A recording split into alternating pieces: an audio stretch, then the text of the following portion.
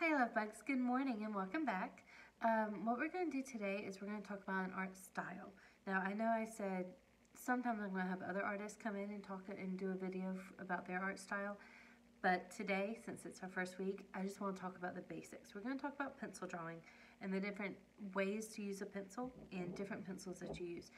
I know most of you have probably seen those pencil sets you can get at the store that have different numbered pencils. We're going to talk about what those mean and why you would maybe use more than just one type of pencil. I know a lot of you like to draw with your mechanical pencils. I do too. They're great for sketching. But when you're trying to do a complete pencil drawing, you need more than one type of lead. And so that's what we're going to talk about first. We're going to talk about the different numbers of the pencils. So, and I know it's hard to see, but do you see that right there? That says 6B, 6B on it. 6B is one of the softest types of lead. If it's really soft, when you press it on the paper, it goes on stronger and harder, so it looks darker on the paper. And then you can go all the way up to like a 6H. I don't have a 6H, but I've never drawn anything that light. But the highest I have right here with me is a 2H. So you can go from a 6H to a 6B, B being softer lead and H being harder lead. So anywhere in that range is going to give you a different weight of lead, and it's going to give you a different value when you go to work on your paper. And then we're going to talk about these as well. These are called tortillons. They're blending sticks. I know you've seen me use them before in classrooms, and if you've ever watched like how to draw videos, you've probably seen other artists use them too. They're different shapes and different sizes, but that's what they're called. They're called tortillons, and they are blending sticks that you can use to blend and shade your stuff together. So I'm going to walk you through a drawing, and it's just going to be a simple, quick, easy thing. We're going to look at the different levels of pencil, just like this picture. Look.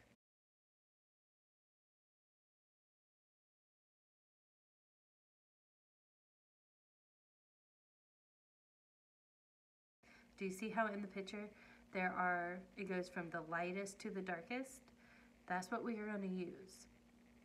Okay, so, and then also you can use different types of erasers. A lot of artists like to use kneaded erasers. They're kind of gummy and they pull apart, and those are great for like picking up little clean areas and erasing smudge marks. I have found these, and they're just, it's just a pencil eraser. And so this is an eraser on here instead of a pencil, so I can get into little tiny details and erase the points that I need to erase.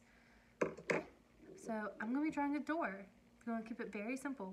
We're going to add an old door, maybe add a little bit of stonework around it or something, but you do not have to follow along. I just want to show you how I do the different pictures, how I do the different values. And so just pay attention and watch, and if you want to try it at home, you are welcome to. And here we go. All right, so here's my paper. And again, I'm just using a plain sheet of white paper. Can y'all all see that? Okay, good. So the first thing I'm going to do is I'm going to sketch it out. I'm going to use one of my really light, like a 2H, because you don't want to sketch, remember we've talked about this in class too, you don't want to sketch anything dark, because if you mess up, you can't erase it. And even if you do, it leaves a mark on the paper. So we want to use our really lightest, the lightest one I have, which is the 2H. I want to use it to sketch it out. It's a harder pencil. It doesn't like leave a huge mess on the paper, but it's a lot lighter. It's because it's a harder lead. So let's just start. I'm going to draw my door. And again, you see I'm using sketchy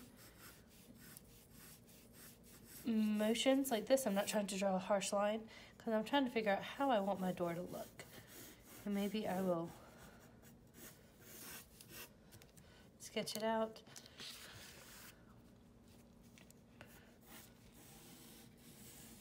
Can y'all even see that on the video? It's very light.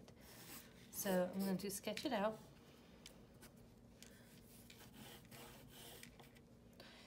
And then maybe I'm going to draw maybe a beam that goes across. I'll draw some beams down the side to make the door frame.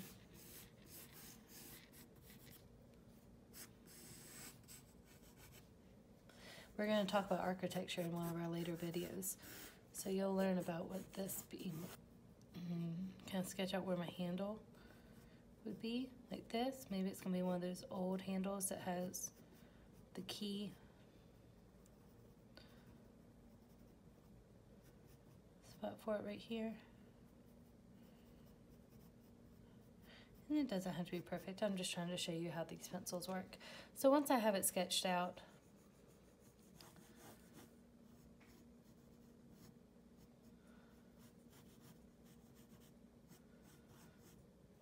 once I have all my details sketched out, then I can start actually shading in my drawing. But you always want to sketch everything out first.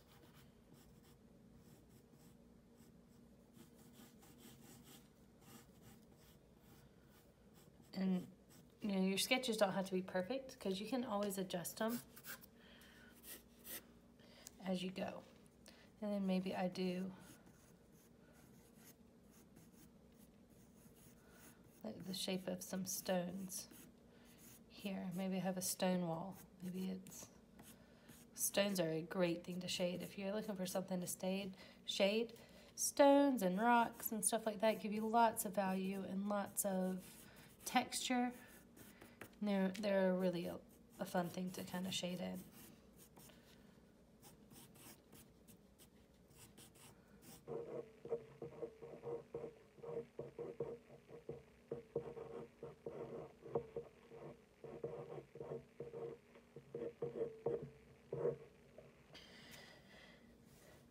And do them on this side too. And because I'm left-handed, I'm gonna start sketching on this. I'm gonna start my shading in on this side of the canvas or paper because I don't want to smear stuff as I go this way. So if you're right-handed, I would suggest starting on the left side of the paper and moving this way across so you're not smearing your drawings as well. But I know most left-handed people end up with a dark line across the back of their hand because their hand, when you're left-handed, it drags the paper and smears as you go. So to combat that, to kind of fight that off so that I don't smear all my artwork, I usually start on the right side of the canvas or paper or whatever it is I'm using and then work my way across. So you see I'm just doing quick sketchy lines. They don't have to be perfect. This is just that base sketch. And maybe this will be the top of my wall. So it's a door into like a garden or something. Keep it simple. But I wanted you to be able to see a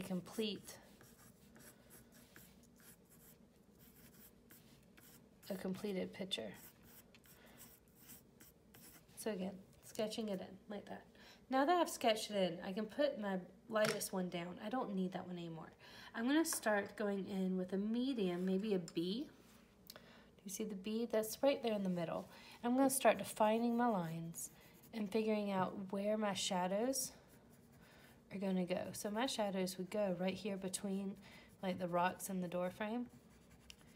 That would all be dark shadow. So what I'm going to do is I want you to watch. I'm going to show you which pencil I'm using as I go.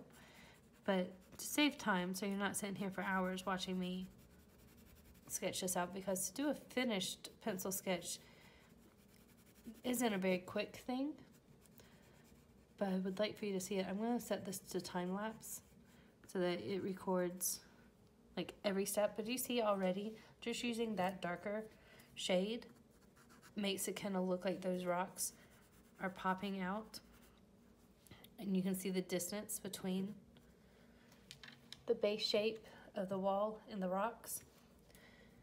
And again, I'm not even using my darkest pencil line yet. I'm going to save that for when I go back and add the little tiny details.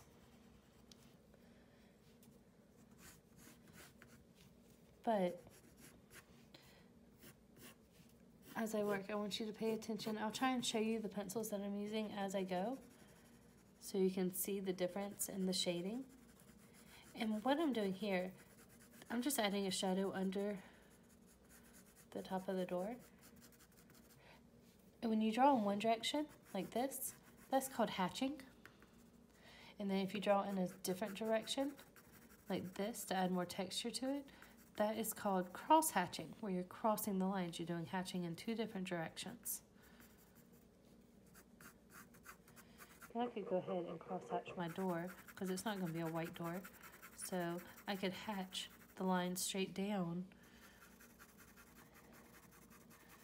to create some of that texture for the door.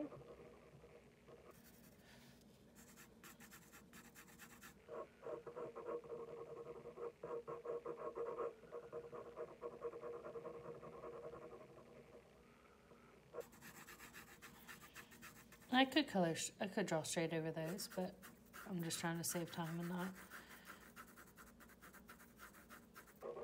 Again, do you see I'm using the side of my pencil? I'm not pressing down like this when I draw. I hold the back of my pencil so it's lighter. And I'm just doing straight lines like this across my entire door frame.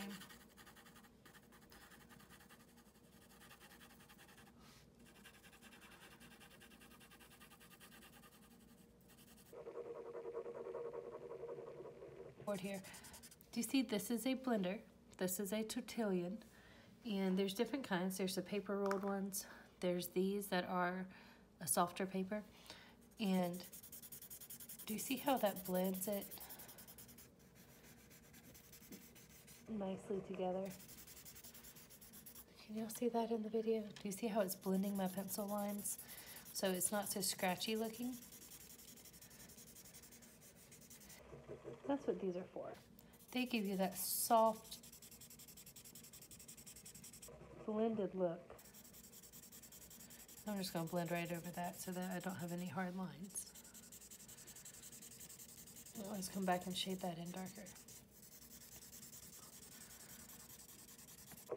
And when you blend, you want to blend in lots of different directions unless you are looking for a certain texture.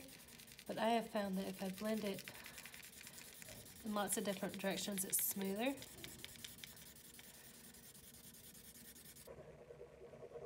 And not so scratchy looking. So I blend it sideways and blend it up and down.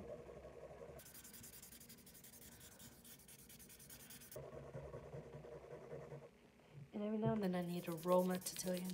If it gets to the point where it's not blending very well, I need to roll it to a clean side.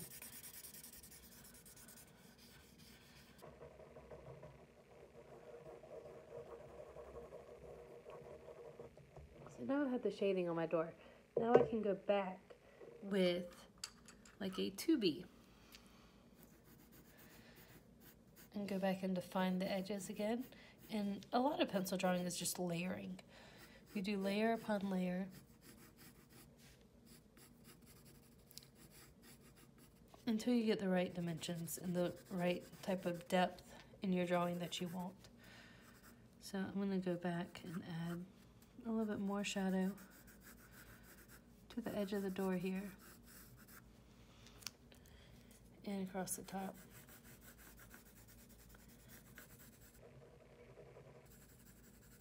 Again, I'm using the side of my pencil. Now, to shade the rocks, you have to think about when you're shading anything, you have to think about where the light's coming from. So let's say, y'all can't see this. I'm gonna, look, that's my drink, right? Let's say my drink is a light. So if the light is coming in from that angle, right there. So if my light is right here, shining in this direction, anything that blocks the light is going to cast a shadow. So, and the shadow is going to get longer as it goes in this direction here. Now also, when it comes to shading the rocks, it's the same thing. So if the light is coming from over here, this part of the rock here is going to be lighter than this side of the rock. So the rock on this side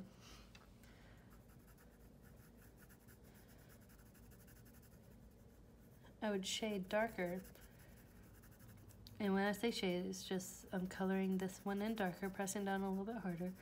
And then as I come to the lighter side of the rock, I press lighter and lighter. Now you can do it with different pencils. I could go back with an H, which is lighter than the 2B, and shade in that side so that when I blend it, that side is lighter.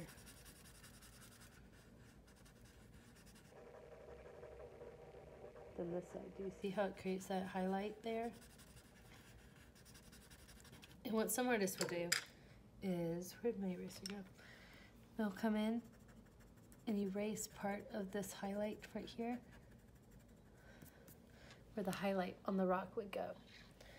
And doing that for everyone is a little tedious. It would take time. So I'm not gonna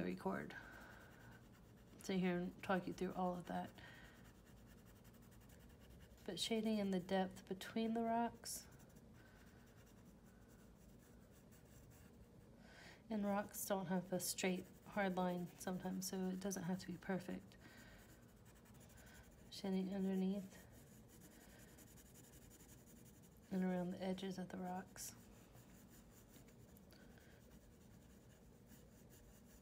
It's going to be what makes the rocks look realistic.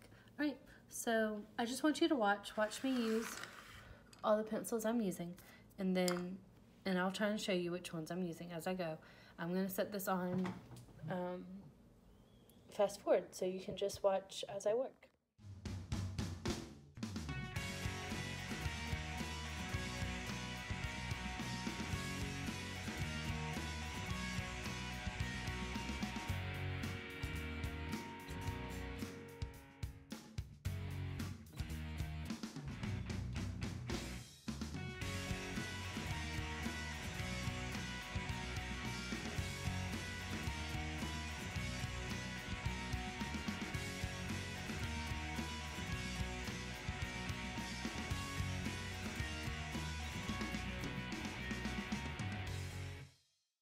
So did you see how I used different pencils for the different layers? And I started off light and started shading in lightly, and then went back with the darker pencil and continued to shade in darker and darker to get the high contrast, which is the difference between light and dark, the high contrast that I really wanted in the picture. So you see the picture, I've got the light. You can see that my rocks on this side are lighter because the light was coming from this direction. And then the rocks down here get darker. I've got my walkway and the grass. I just did little lines and then used my eraser to go back and erase some of the little lines to create that definition of grass blades there. So all of this you can do with one pencil, although you're not going to get the high contrast that you would using a complete pencil range. So that's what I wanted y'all to learn today.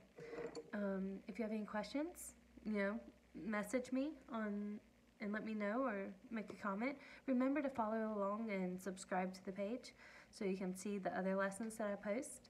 And thank you so much. If you want to try and do a drawing, I would love to see it. Just post it.